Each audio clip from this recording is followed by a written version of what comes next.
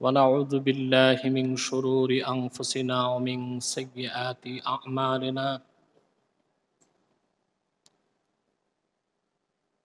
من يهده الله فلا مضل له ومن يضلله فلا هادي له ونشهد أن لا إله إلا الله وحده لا شريك له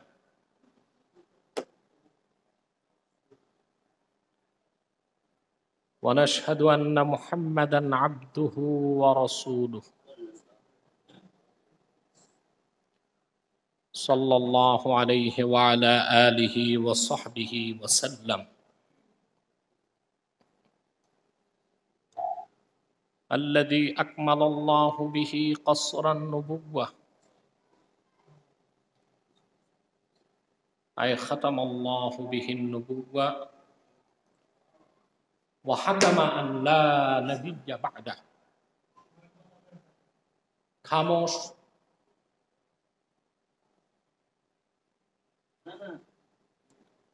أن لا نبي بعده وأعلن في القرآن بالبرهان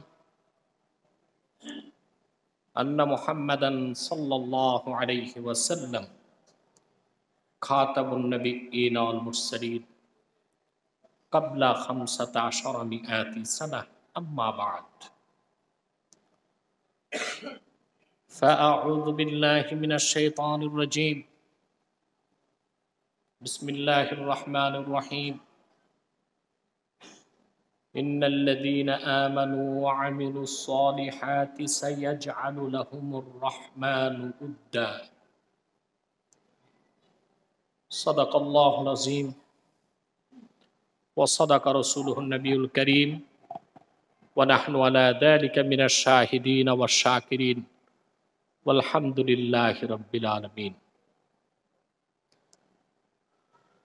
إن الله وملائكته يصلون على النبي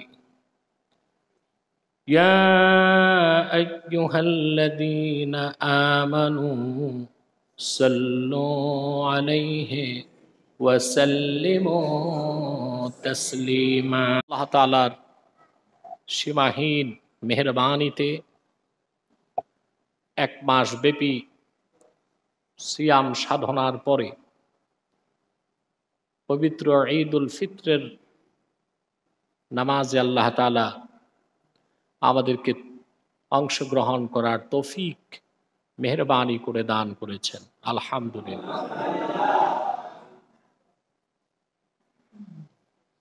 অসংখ্য দরুদ ও সালাম আল্লাহর সৃষ্টির প্রধান আকর্ষণ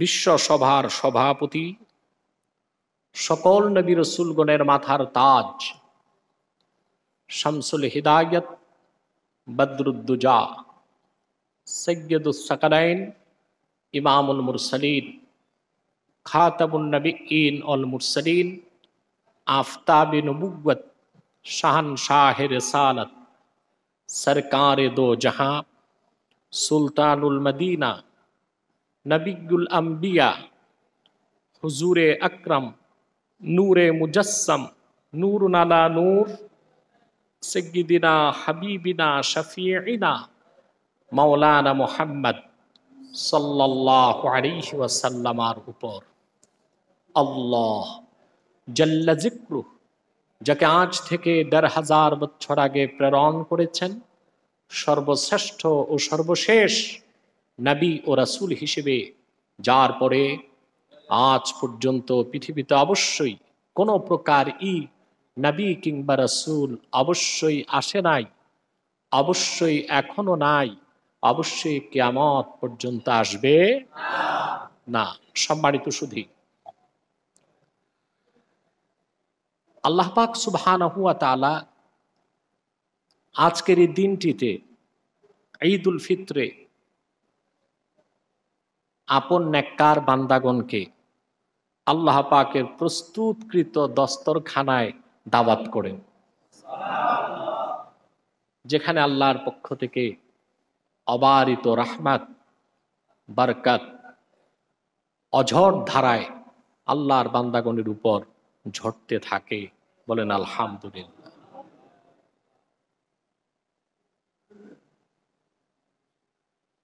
ঈদ হচ্ছে আল্লাহর পক্ষ থেকে বান্দাকে তোহফা। এটা আল্লাহ আমাদেরকে হাদিয়া করেছেন। কে করেছেন? সুবহানাল্লাহি বিহামদি। স্বাভাবিক একটি প্রশ্ন আসে, এক মাস ব্যাপী রোজা রাখার পরে আল্লাহ পাক আমাদেরকে ঈদের আনন্দ কেন দিলেন? প্রশ্ন আসে না? কথা বুঝতেছেন? বছরে দুটো ঈদ দিয়েছেন আল্লাহ তাআলা আমাদেরকে। পূর্বে অমুসলিমরা ধর্মীয় উৎসব, আনন্দের উৎসব পালন করত।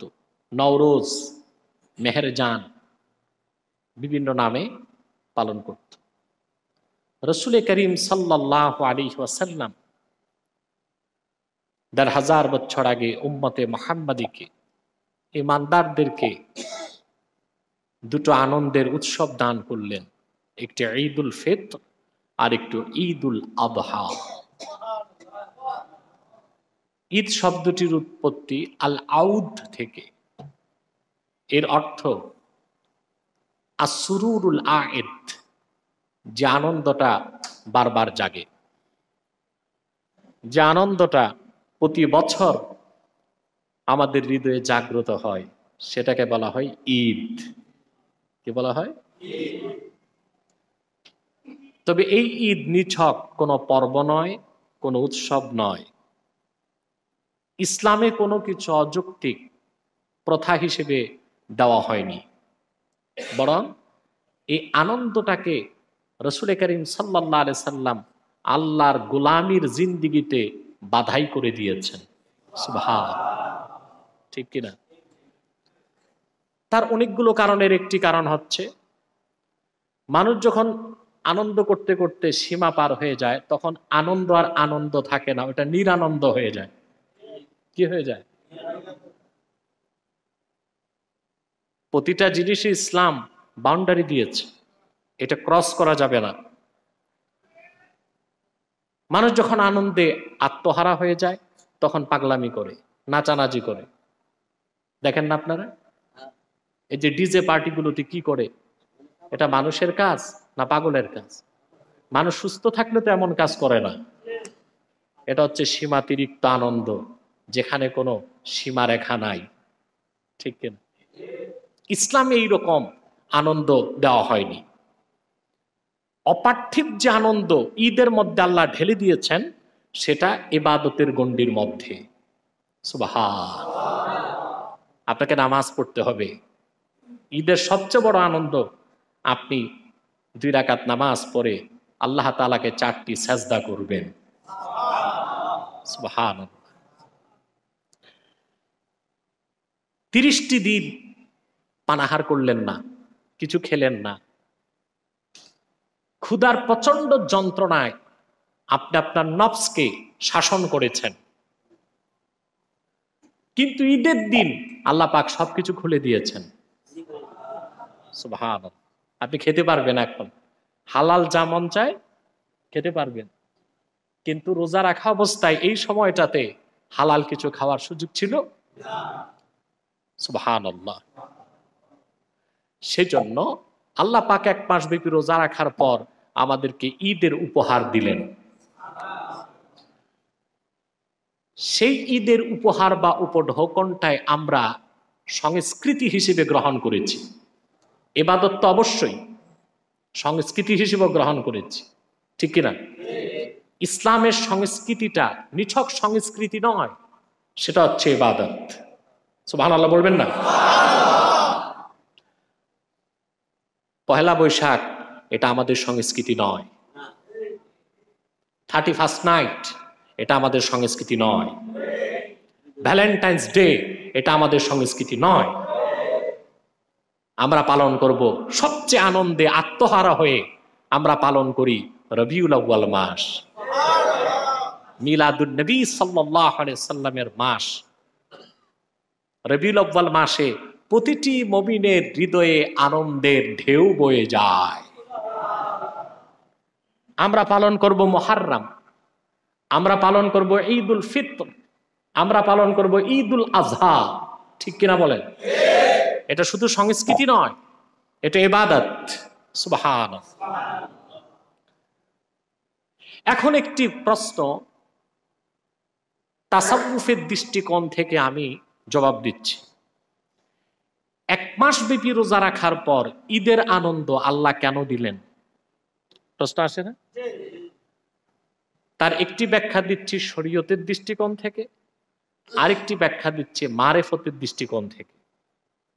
শরীয়তের দৃষ্টিকোণ থেকে ব্যাখ্যা হলো, বলুন তো আপনারা সহজে বুঝবেন, খুব সহজে বুঝাচ্ছি আপনাদেরকে। এসএসসি পরীক্ষা দেয় ছাত্র, প্রায় 15 দিন লাগে, গেপ টেপ দিয়ে, লাগে না? তারপর ছাত্র অপেক্ষা করে 3টি মাস। কিসের অপেক্ষা? রেজাল্ট। কিসের অপেক্ষা? যখন রেজাল্ট বের হলো আর ছাত্র জিপিএ 5 পেল, তখন তার আনন্দটা কোন পর্যায়ে যাবে? কথা বলেন। অনেক বেশি আনন্দ তার চূড়ান্ত সীমায় পৌঁছে যাবে।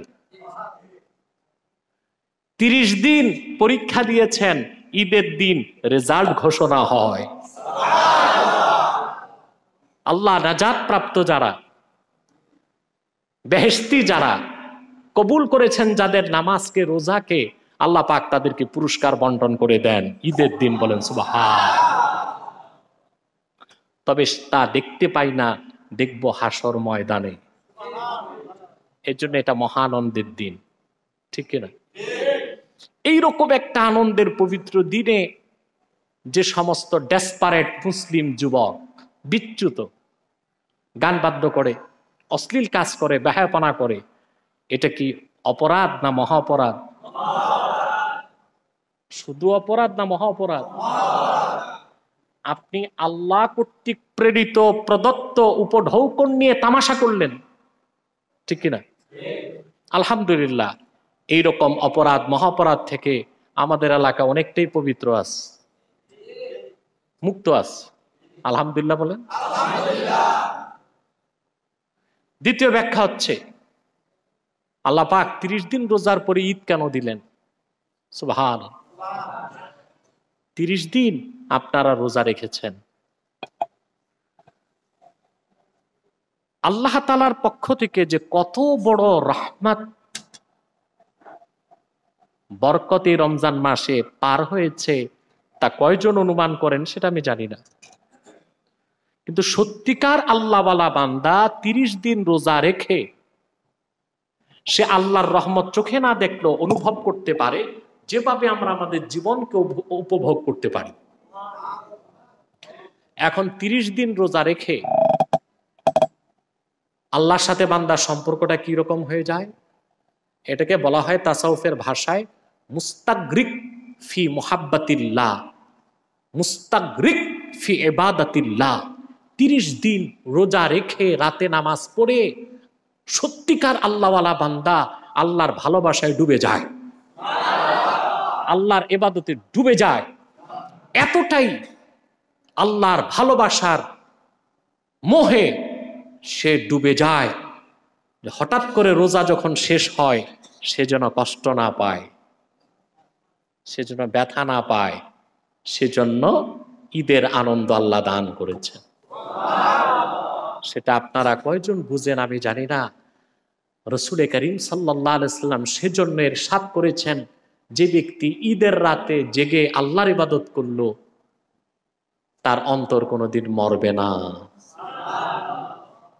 কারণ ঈদের রাতটা আপনারা চাঁদ রাত বলেন, ঠিক কিনা?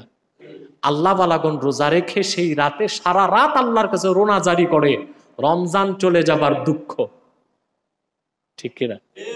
আমাদের মধ্যে অনেক মানুষ আছে রমজান তাদের কাছে আযাব হয়, বিড়ি সিগারেট খাইতে পারে না, ঠিক কিনা? যা খুশি তা করতে পারে না, চিন্তা থাকে কতক্ষণে রমজান বিদায় নিবে। আর যারা রমজানে রোজা রাখার স্বাদ পেয়েছে, আল্লাহর ভালোবাসার ছিটে ফোঁটাও পেয়েছে, তারা দুঃখ পায় এই রহমতের মাস নাজাতের মাস, বরকতের মাস চলে গেছে, একটি বছর অপেক্ষায় থাকতে হবে এই বরকতের মাসটির জন্য।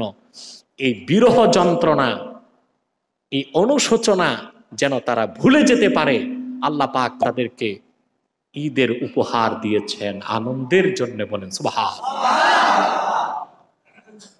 তাহলে বোঝা যাচ্ছে এই ঈদের আনন্দ বাহ্যিক সবার জন্য, কিন্তু ঈদের আত্মিক আনন্দ সবার জন্য না। এখানে তো আল্লাহ মাফ করুক, আপনাদের মধ্যে অনেক মুসল্লি আছেন আজকের ফজর নামাজটা পড়েন নাই, কিন্তু মাশাআল্লাহ সবার আগে মসজিদে আসছেন, ঠিক কিনা? আচ্ছা বলেন তো, এই যে ঈদের নামাজ পড়বেন এটা কি? ওয়াজিব। আর ফরজ, ফজর নামাজটা কি ছিল? ফরজের ধারে কাছেও যান নাই, কিন্তু ওয়াজিব আদায় করতে মাশাআল্লাহ নতুন কাপড় পরে চলে এসেছেন। আর আপনি সেই সত্যিকার আনন্দ কি পাবেন? আমি জানি না আপনাদের মধ্যে কে কে রোজা রাখেন নাই। সত্যি করে বলেন তো, যে লোকটা রোজা রাখে নাই আজকে ঈদের নামাজ পড়তে আসছে, তার কাছে একটু চোর চোর ভাব লাগতেছে না? যে এই ঈদের নামাজ তো আমার জন্য না, কার জন্য? রোজাদারের জন্য। কার জন্য? তাহলে ঈদের বাহ্যিক আনন্দ সবাই পাচ্ছে, আত্মিক যে আনন্দ সেটা কে পাবে? সুবহানাল্লাহ। আল্লাহ পাক সূরা মারিয়ামে বলেছেন, ইন্নাল্লাযীনা আমানু ওয়া আমিলুস সালিহাতি সাইয়াজআলু লাহুমুর রাহমানু উদ্দা। সূরা মারিয়ামে আল্লাহ তাআলা বলেছেন, সুবহানাল্লাহ, নিশ্চয়ই যারা ঈমান আনয়ন করে আর নেক আমল করে, আল্লাহ পাক তাদের জন্য তাদের অন্তরে আল্লাহর ভালোবাসা তৈরি করে দেন। এখন আপনাদের মধ্যে যারা রোজা রেখে আল্লাহর ভালোবাসা অনুভব করতে পারছেন, আপনি নিশ্চিত যে আপনার রোজা কবুল হয়ে গেছে। সে ভালোবাসার প্রমাণ কি? প্রমাণ লাগবে না? সে ভালোবাসার প্রমাণ যা আপনার নেক কাজের প্রতি আগ্রহ বেড়ে যাবে, গুনাহের প্রতি ঝোঁক কমবে, পুণ্য এবং নেক কাজের প্রবণতা বেড়ে যাবে। সুবহানাল্লাহ। এখন খারাপ কাজ করতে মনে একটু বাধা আসবে, নেক কাজ করতে মজা পাবেন। সুবহানাল্লাহ। এই যে 1 মাস চার্জ করেছেন, ঠিক কিনা? এটা চালাতে হবে 11 মাস। কত মাস? এখন যার ভান্ড খালি, চার্জ নাই, ও কি চালাবে? আর যার ভান্ডই নাই, ভান্ড নাই কার? যার ঈমান নাই, তার কি নাই? ভান্ডই নাই। একটা সহজ উদাহরণ দিচ্ছি আপনাদেরকে। মনে করেন আপনাদের মোড়ে স্ট্যান্ডে একটা গাড়ির ব্যাটারি ড্যাম হয়ে গেছে, বুঝলেন? তখন কয়েকজন মিলে পিছনে ধাক্কা দিলে গাড়িটা স্টার্ট নিবে। তো যেই হতবাগা ড্রাইভারের গাড়িতে ব্যাটারি নাই, ওইটারই যদি কয়েকশো লোক ধাক্কায় চিটাং রোড পর্যন্ত নিয়ে যায়, স্টার্ট নিবে? যার ভান্ড নাই, ওর তো কিছুই নাই। তাহলে এই জন্য প্রথম হচ্ছে ঈমান, এরপর নেক আমল যে ব্যক্তি করবে, নেক আমল যখন প্রচুর করবে, আল্লাহ পাক তার অন্তরে আল্লাহর ভালোবাসা সৃষ্টি করে দিবেন। তখন দুনিয়া থেকে তার কাছে আখেরাত হবে প্রিয়, তার জানমাল থেকে আল্লাহ আল্লাহ রসুল হবেন প্রিয়, তার জীবন থেকে, তার জান থেকে ঈমান হবে প্রিয়। সুবহানাল্লাহ, ঠিক কিনা? সেজন্য এই 1 মাস আপনাদেরকে ট্রেনিং দেওয়া হয়েছে কিভাবে ইবাদত করতে হয়, কিভাবে আল্লাহর সাথে তাআল্লুক সম্পর্ক করতে হয়। আর 1 মাস ব্যাপী রোজা রেখে ইবাদত বন্দেগী করে যে পুঁজি অর্জন করেছেন, এই পুঁজি ধরে রাখতে হবে কয় মাস? 11 মাস। আর পুঁজি ধরে রাখবেন কি করে? প্রশ্ন আসে না? বরফের টুকরা যত বড় খণ্ড হোক, ফ্রিজার থেকে বের করে বাইরে রাখবেন, এ তো গলে যাবে, ঠিক কিনা? আর যত ঢেকে রাখবেন গলবে না, আস্তে আস্তে গলবে, আস্তে আস্তে গলবে, ঠিক কিনা? আপনি যে দৌলত পেয়েছেন আল্লাহর কাছ থেকে 1 মাসে, ঠিক কিনা? এই সম্পদটা ধরে রাখতে আপনাকে 11 মাস ইবাদত করে যেতে হবে। সুবহান, ফরজ, ওয়াজিব, সুন্নত, নফল। যে ব্যক্তি কোনো নফল কাজ ছাড়বে না, তার একটি সুন্নত ছুটবে না। যার সুন্নত ছুটবে না তার ওয়াজিব ছুটবে না, যার ওয়াজিব ছুটবে না তার ফরজ ছুটবে না, যার ফরজ ছুটবে না তার ঈমান যাবে না, যার ঈমান যাবে না তার খাতেমা বিল খায়ের হবে, হাসতে হাসতে জান্নাত দেখে তার মৃত্যু হবে। এটা আল্লাহর ওয়াদা। কার ওয়াদা? ইন্নাল্লাযীনা ক্বালু রাব্বুনাল্লাহু সুম্মা ইসতাকামু তাতানাজ্জালু আলাইহিমুল মালাঈকাতু আল্লা তাখাফু ওয়া লা তাহজানু ওয়া আবশিরু বিল জান্নাতিল্লাতী কুনতুম তুআদুন। কোরআন কারীম আল্লাহ তাআলা 24 পাড়ায় বলেন, নিশ্চয় যারা এই কথা সাক্ষী দিল আমাদের রব হলেন আল্লাহ, ইমানের উপর অটল রইল, অবিচল থাকলো, মৃত্যুর সময় রহমতের ফেরেশতা তাদের মাথার কাছে চলে আসবে। সুবহানাল্লাহ। মানুষ যখন অন্তিম শয্যায় চলে যায় মৃত্যুর কাছে, বুঝলেন, মৃত্যুর কাছ থেকে যারা ফিরে আসে তাদের অনেকেই পরকাল বিশ্বাস করে। কি বিশ্বাস করে?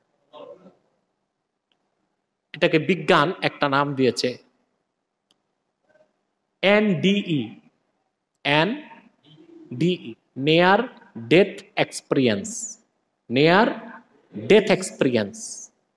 আমি আপনাদেরকে আগে বলেছি আল্লাহর কোরআনের অনেক কিছু কি বিজ্ঞান এখন বিশ্বাস করতে যাচ্ছে, সেজন্য বিজ্ঞান একটা বেঞ্চ খুলেছে, এটার নাম প্যারামেডিক্যাল সায়েন্স। কি নাম? এখন তারা পরকালকে বিশ্বাস করতে যাচ্ছে আল্লাহর কোরআন পড়তে যে, ওরা এটার নাম দিয়েছে NDE, নিয়ার ডেথ এক্সপিরিয়েন্স। মৃত্যুর কাছে যে যারা ফিরে আসে, লাইফ সাপোর্ট দেয় না, ফিরে আসে, এদের অনেকে বলে যে এইটা দেখছি ওইটা দেখছি, এইরকম ঘটনা ঘটছে, দেখলাম কি এসে মাথার কাছে দাঁড়াই ছিল। বুঝতে পারছেন? এই নিয়ার ডেথ এক্সপিরিয়েন্স থেকে এখন নাস্তিক ছাড়া আস্তিকরা, অমুসলিমরা বিশ্বাস করছে যে পরকাল আছে। তো মানুষ যখন অন্তিম শয্যায় চলে যায় সে বুঝতে পারে তার সময় শেষ, সে ভয় পায় মৃত্যুর পর একা কেমন করে কবরে থাকবে, ভয় পায় সে আমার সঙ্গী সাথী কেউ নাই, কেমন করে আমি পরকালে রওনা হব। আল্লাহর ফেরেশতা এসে তাকে অভয় দেয়, আল্লাহ তাখাফু ওয়ালা তাহজানু, ভয় পেও না, চিন্তাও করো না। সুবহানাল্লাহ।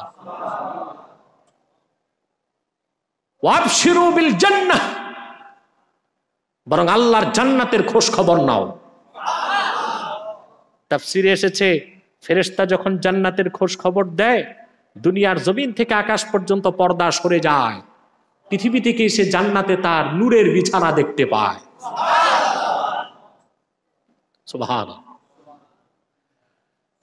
তাহলে আল্লাহ তাআলার কথা মনে থাকবে, ঈমান আর নেক আমল যারা করবে সাইয়াজআলু লাহুমুর রাহমানু উদ্দা, আল্লাহ পাক তাদের অন্তরে ভালোবাসা সৃষ্টি করে দিবেন। সেজন্য 1 মাস রোজা রাখছেন বাস, আর রোজা রাখবেন না তা নয়, যত নফল রোজা রাখবেন তত সওয়াব বাড়বে, আপনার মর্যাদা বাড়বে। এই শাওয়াল মাসে 6টা রোজা যদি রাখেন সারা বছর রোজা রাখার সওয়াব পেয়ে যাবেন। আর প্রত্যেক মুমিনের উচিত বয়স 40 পার হয়ে গেলে প্রতি মাসে 3 দিন রোজা রাখা। এটার ফজিলত অনেক বেশি। আমি এ ব্যাপারে কয়েকটি হাদিস আপনাদেরকে শোনাচ্ছি।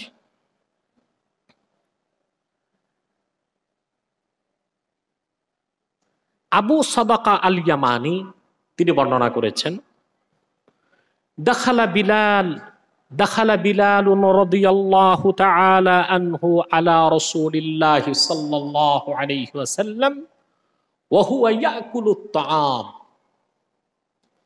ফাকালা ইয়া বিলাল আত-তাআম আত-তাআম। হযরত বেলাল একদিন আল্লাহ রাসূল সাল্লাল্লাহু আলাইহি ওয়াসাল্লামের কাছে উপস্থিত হলেন, যে দেখেন আল্লাহ রাসূল সাল্লাল্লাহু আলাইহি ওয়াসাল্লাম খানা খাচ্ছেন। তা হযরত বেলালকে বলেন, বেলাল আত-তাআম আত-তাআম, এখানে খানা আছে, তুমি শরীক হও। ফাকালা ইয়া রাসূলুল্লাহ সাল্লাল্লাহু আলাইহি ওয়াসাল্লাম ইন্নী সাইম। তিনি বললেন, ইয়া রাসূলুল্লাহ, আমি তো রোজা রেখেছি, নফল রোজা। ফাকালা রাসূলুল্লাহ সাল্লাল্লাহু আলাইহি ওয়াসাল্লাম নাকুলু আরযাকানা ওয়া রিজকু বিলালিন ফিল জান্নাহ। আমরা তো আমাদের রিজিক খাচ্ছি, বেলাল একটা জান্নাতে জমা হয়ে আছে।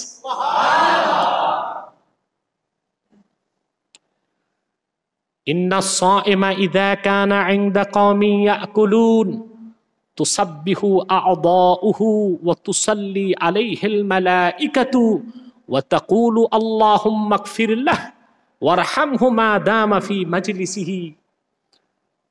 যখন কিছু মানুষ খাওয়া দাওয়া করে আর রোজা রেখে কেউ এসে যদি বসে, বুঝলেন, রোজাদার তো রোজা রাখছে, সে তো আর খেতে পারতেছে না, বাকিরা খাচ্ছে, কিন্তু রোজাদার ক্ষুধার সময় খানা দেখলে মনটা চায় না আরো খাইতে।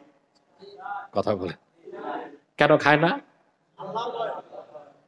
রাসূল করিম সাল্লাল্লাহু আলাইহি ওয়াসাল্লাম বলেছেন, যতক্ষণ সে সেই খানার মজলিসে বসে থাকে, তার দেহের প্রতিটি অঙ্গ প্রত্যঙ্গ তসবিহ পড়তে থাকে, ফেরেশতারা তার উপর রহমতের দোয়া করতে থাকে আর বলতে থাকে, আল্লাহ, এই লোকটাকে তুমি মাফ করে দাও, তোমার রহমতের চাদরে তাকে বেষ্টন করে নাও। নফল রোজার মাধ্যমে বান্দা আল্লাহর এত নৈকট্য লাভ করতে পারে। হযরত সুলাইমান ইবনে আবি সুলাইমান তিনি বর্ণনা করেছেন, তিনি তাবিঈ, তিনি হযরত আবু হুরায়রাকে বলতে শুনেছেন। হযরত আবু হুরায়রা রাদিয়াল্লাহু তাআলা আনহু বলেছেন, আল্লামানি রাসূলুল্লাহ সাল্লাল্লাহু আলাইহি ওয়াসাল্লাম থালাসা খিসাল লা আদাউহুন্না হাত্তা আমুত। হযরত আবু হুরায়রা বলেছেন, আল্লাহ রাসূল সাল্লাল্লাহু আলাইহি ওয়াসাল্লাম আমাকে তিনটি আমল শিক্ষা দিয়েছেন, মৃত্যু পর্যন্ত আমি ছাড়ব না। কয়টি আমল? আল্লাহ আনামা ইল্লা আলা উইত্রিন, আমি ঘুমাবো না তাহাজ্জুদ নামাজ না পড়ে। ওয়া আন আসুমা মিন কুল্লি শাহরিন সালাসাতা আইয়াম, আর প্রতি মাসে আমি 3 দিন নফল রোজা রাখবো। কয়দিন? ওয়া আল্লা আদা সালাতাদ দুহা, আর আমি চাশতের নামাজ ছাড়ব না। চাশতের নামাজ পড়েন? জীবনে পড়ছেন কিনা সন্দেহ আছে। সকালে সূর্য ওঠার পরে যে নামাজ, ওইটা এশরাক, ওইটা কি? আর দুপুরে 10টার পরে যে নামাজ, ওটা চাশতের নামাজ। এটা ফার্সিতে বলে চাশত, নাস্তার সময় নামাজ, তো এই জন্য বলে চাশতের নামাজ। ওটার হাদিসে নাম এসেছে সালাতুদ দুহা। এই 3টি আমল। কয়টি আমল? অর্থাৎ আল্লাহ তাআলার নৈকট্য পাওয়া যায়, ভালোবাসা পাওয়া যায় নফল ইবাদতের দ্বারা। তো যে নফল ইবাদত করে সে কি সুন্নত ছাড়বে? যে সুন্নত ইবাদত করে সে কি ওয়াজিব ছাড়বে? যে ওয়াজিব ইবাদত করে সে কি ফরজ ছাড়বে? অথবা আমাদেরকে আল্লাহ তাআলার সাথে সম্পর্ক গাঢ় করতে হবে, ঠিক কিনা? কথা বুঝতেছেন? হযরতে হাফসা রাদিয়াল্লাহু তাআলা আনহা, আমাদের আম্মা জান, আলহামদুলিল্লাহ, হযরত ওমরের মেয়ে, নূর নবী মুহাম্মদ সাল্লাল্লাহু আলাইহি সাল্লামের স্ত্রী, তিনি বর্ণনা করেছেন, আরবাউন লাম ইয়াদাহুন্নান নাবিয়্যু সাল্লাল্লাহু আলাইহি ওয়াসাল্লাম, আরবাউন লাম ইয়াদাহুন্নান নাবিয়্যু সাল্লাল্লাহু আলাইহি ওয়াসাল্লাম। রাসূল করিম সাল্লাল্লাহু আলাইহি সাল্লাম 4টি কাজ কখনো ছাড়তেন না, ছাড়েন নাই। কয়টি কাজ? তাহলে বোঝা যায় কাজ 4টা খুব বড় সুন্নত, ঠিক কিনা? সিয়ামা ইয়াউমি আশুরা, আশুরার রোজা আল্লাহ রাসূল ছাড়তেন না। 10ই মুহররমের রোজা।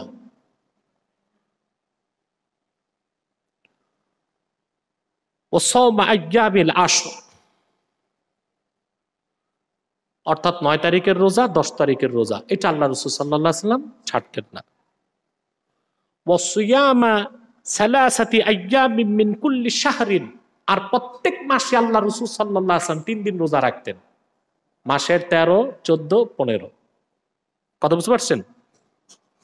ওয়া রাকআতানে ক্বাবলাল গাদাত, আর ফরজের আগে 2 রাকাত নামাজ আল্লাহ রাসূল সাল্লাল্লাহু আলাইহি ওয়াসাল্লাম কখনোই ছাড়তেন না। হযরত আলী রাদিয়াল্লাহু তাআলা আনহু বর্ণনা করেছেন, ওয়া আন আলিয়্যিন কাররামাল্লাহু ওয়াজহা আন্না নবী সাল্লাল্লাহু আলাইহি ওয়াসাল্লাম قال সুমু শাহরাস সবরে ইয়ানি শাহরা রমাদান। আল্লাহ রাসূল সাল্লাল্লাহু আলাইহি ওয়াসাল্লাম উম্মতকে বলেছেন, তোমরা সবরের রোজা রাখো। কিসের রোজা? অর্থাৎ রমজানের রোজা। এই রোজা রাখতে ধৈর্য লাগে। কি লাগে? গরম যখন পড়ছে রোজার শুরুতে কেমন লাগছে আপনাদের? কথা বলেন। অনেকের তো মনে হয়েছে কলিজা শুকায় গেছে, ঠিক কিনা? শুরুতে প্রচন্ড গরম ছিল। আপনারা ইফতারের সময় ইফতার কি করছেন? শরবত খেয়েছেন 6 গ্লাস 10 গ্লাস, ঠিক কিনা? আমরা এতেই কষ্ট পেয়েছি। আর স্ক্যান্ডিনেভিয়ার দেশ, যেগুলো স্ক্যান্ডিনেভিয়ান দেশ হচ্ছে সুইজারল্যান্ড, নরওয়ে, গ্রিনল্যান্ড, তারা রোজা করেছে 20 ঘন্টা। কত ঘন্টা? 22 ঘন্টা রোজা করছে। তবে আল্লাহ জুলুম করেন নাই। আমাদের এখানে গরম বেশি, সময় কম, ওদের এখানে ঠান্ডা বেশি, সময় বেশি। ওদের এখানে ঠান্ডা কত জানেন? -10 ডিগ্রি। 0 ডিগ্রি সেলসিয়াসে বরফ হয়ে যায়। আর 0-এর পর -1, তারপর -2, তারপর -3, -10 ডিগ্রি। তারা ওই রকম ঠান্ডা পেলে আমরা 20 ঘন্টা কেন 24 ঘন্টা রোজা রাখতে পারবো, ঠিক কিনা? আল্লাহ তাআলা ইনসাফ করেছেন। আমাদের গরম বেশি, সময়, ওদের ঠান্ডা বেশি, সময় বেশি। আল্লাহ রাসূল সাল্লাল্লাহু আলাইহি ওয়াসাল্লাম বলেছেন, রমজানে রোজা রাখো। ওয়া সালাসাতা আইয়ামিন মিন কুল্লি শাহরিন ফাহুয়া বিমানজিলাতি সাওমিদ দাহরি, আর প্রত্যেক মাসে 3 দিন রোজা রাখো। এই প্রত্যেক মাসে 3 দিন রোজা রাখলে সারা বছর রোজা রাখার সওয়াব পাওয়া যায়। সুবহানাল্লাহ। ওয়া ইউযহিবু হাররাস সাদরি, প্রতি মাসে 3 দিন রোজা রাখলে মনের ভিতরের যে গরমি, এটা বের করে দেয়। ওই গরমির অর্থ কি? সেটার ব্যাখ্যা এসেছে, ইয়ানি গিল্লাহু ওয়া গাশশাহু, মনের ভিতরে যে ময়লা, আবর্জনা, অপরিচ্ছন্নতা, ওইটা আবার মাইক্রোস্কোপে দেখা যায় না। আপনার মনের ভিতরে যে কলঙ্ক আছে, কালিমা আছে, দোষ আছে, ত্রুটি আছে, এটা কোনো ইনভেস্টিগেশনে ধরা পড়বে? ব্লক ধরা পড়ে, ঠিক না? ওইটা ধরা পড়ে না। ধরা পড়ে প্রতি মাসে 3 দিন রোজা রাখলে সেটা অন্তর থেকে দূর করে দেওয়া হয়। সুবহানাল্লাহ। অতএব আমরা 1 মাস ব্যাপী যেভাবে ইবাদত করেছি, ইবাদতের এই ধারা, এই রীতি ধরে রাখতে হবে। কারণ এটা ছিল আমাদের ট্রেনিং পিরিয়ড। কি ছিল? এই ট্রেনিং আজকেই শেষ না 11 মাস? কাকে ফাইট দিতে? শয়তানকে। ও তো এতদিন বন্দী ছিল। এখন এতদিন যে বন্দী ছিল, সারা পেয়ে এখন শয়তানি বাড়বে ওর না কমবে? কথা বলে না। যে গরু খোয়ারে বন্দী থাকে, খাইতে পারে না, এটা যখন একবার ছাড়া পায়, গরু কেমন ঘাস খায়? কথা বলে না। খুব বেশি খায় না? তো শয়তান এতদিন বন্দী ছিল, আর 1 মাস তো আপনাদের শয়তানি করাতে পারে নাই, এখন তো মুক্ত, এখন সে শয়তানি বাড়াবে। এই জন্য 1 মাসের ট্রেনিং দিয়ে তাকে ডিফেন্স দিবেন কয় মাস? সেজন্য আপনাদের এই যে 1 মাসে আপনার একটা স্ট্রাকচারে চলে এসেছেন, একটা ডাইসে চলে এসেছেন, ঠিক কিনা? এটা আপনাদের ধরে রাখতে হবে। সকালে উঠে ফজর নামাজ পড়বেন, ফজর আগে পারলে 4 রাকাত তাহাজ্জুদ পড়বেন, ফরজ নামাজগুলো যথাসময়ে আপনি জামাতের সাথে পড়বেন, প্রতিদিন কয়েকশো বার দরুদ সালাম পড়বেন, ঠিক কিনা? মাসে 3 দিন রোজা রাখবেন, প্রতিদিন কমসে কম যারা কোরআন তেলাওয়াত পারেন 100 আয়াত তেলাওয়াত করবেন। আর কিছু তো লাগে না। আল্লাহ কি বলছেন সারাদিন ইবাদত করতে? যে ব্যক্তি সুন্নতের বাইরে যায় সারাদিন ইবাদত করবে ও শয়তানের খপ্পরে সবার আগে পড়বে। বুঝেন নাই? আবার বলতেছি, ভালো করে বুঝেন। যে ব্যক্তি সুন্নত তরিকার বাইরে যে খুব বেশি ইবাদত করবে, অতিরিক্ত দরবেশি করবে, শয়তানের খপ্পরে সে তাড়াতাড়ি, কথা বলে না, শয়তান তারা তাড়াতাড়ি কি করবে? ধরবে। এ ব্যাপারে একটি হাদিস শুনিয়ে আমরা সমাপ্তির দিকে চলে যাব ইনশাআল্লাহুল আজিজ। আপনাদের কষ্ট না হওয়ারই কথা। আমি আগেই বলে দিয়েছিলাম 2টা জিনিস নিয়ে আসবেন। একটু জোরে বলেন তো। আর কি? জায়নামাজ। অবশ্য অনেকে মাস্কও পরে এসছেন, ভালো করছেন। সরকারের নিয়ম এইভাবে মানলে দেশে তো শান্তি আর শান্তিই থাকবে।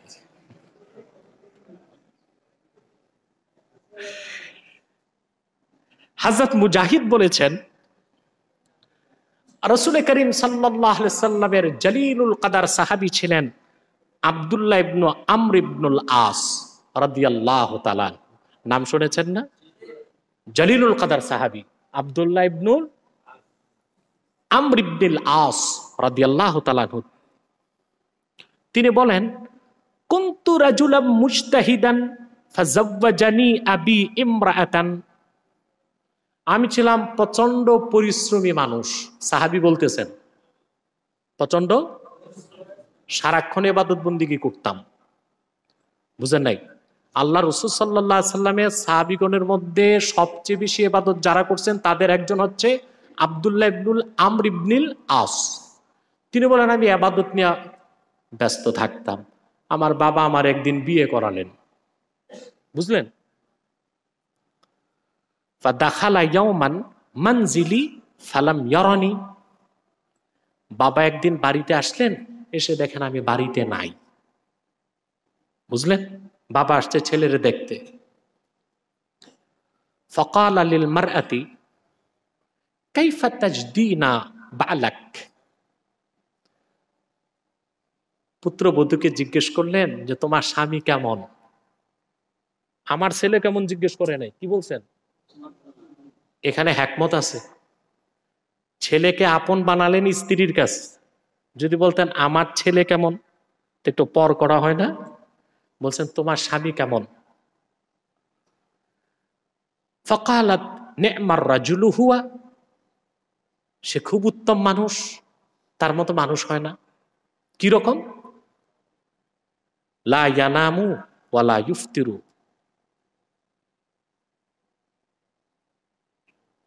সে রাতে ঘুমায় না, সারা রাত নামাজ পড়ে, আর দিনে কিছু খায় না, রোজা রাখে।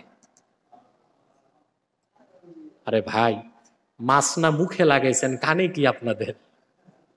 বলেন না সুবহানাল্লাহ। আমার স্বামী এমন মানুষ, আপনার ছেলে রাতে ঘুমায় না, সারা রাত নামাজ পড়ে, আর সারাদিন কিছু খায় না, শুধু রোজা রাখে।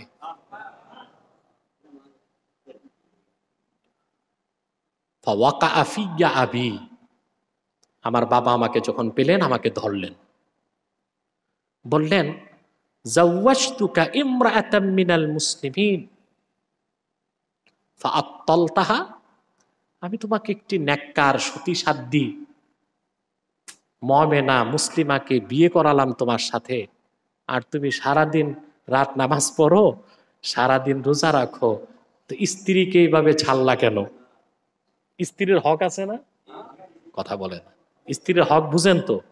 শুধু বেনারসি শাড়ি দেওয়া, আর বেনারসি শাড়ি, আনারসি পাউডার, এগুলো দেওয়াই কি স্ত্রীর হক না? আরো হক আছে, আপনারা ভালো বুঝেন। হযরত আব্দুল্লাহ ইবনুল আমর ইবনুল আস বলেন, বাবার কথা আমার কানেও গেল না। আমি যেভাবে নামাজ পড়ছি, রোজা রাখছি, ওইভাবে নামাজ পড়ে গেলাম, রোজা রেখে গেলাম। কথাটি আল্লাহ রাসূল সাল্লাল্লাহু আলাইহি ওয়াসাল্লামের কাছে পৌঁছে গেল। আল্লাহ রাসূল সাল্লাল্লাহু আলাইহি ওয়াসাল্লাম আমাকে ডেকে বললেন, তুমি যেভাবে ইবাদত করতেছো এটা আমার সুন্নত না। লাকিন্নী আনামু ওয়া উসাল্লি ওয়া আসুমু ওয়া উফতির। আমি রাতে একটু ঘুমাই, আবার নামাজ পড়ি। আমি রোজা রাখি, আবার রোজা ছাড়ি। সুবহান। ফসল্লি ওয়া নাম ওয়া সুম মিন কুল্লি শাহরিন সালাসাতা আইয়াম। তুমি নামাজ পড়ো, আবার একটু ঘুমাও, আর প্রতি মাসে 3 দিন রোজা রাখো। প্রতিদিন রোজা রাখার দরকার নাই। ইসলাম কঠিন না সহজ? সাহাবী বললেন, আমি বললাম, ইয়া রাসূলুল্লাহ সাল্লাল্লাহু আলাইহি সাল্লাম, আনা আকওয়া মিন যালিক, আমি তো এর চেয়ে অনেক বেশি ইবাদত করতে পারি, আমারে আরো বেশি করার সুযোগ দেন।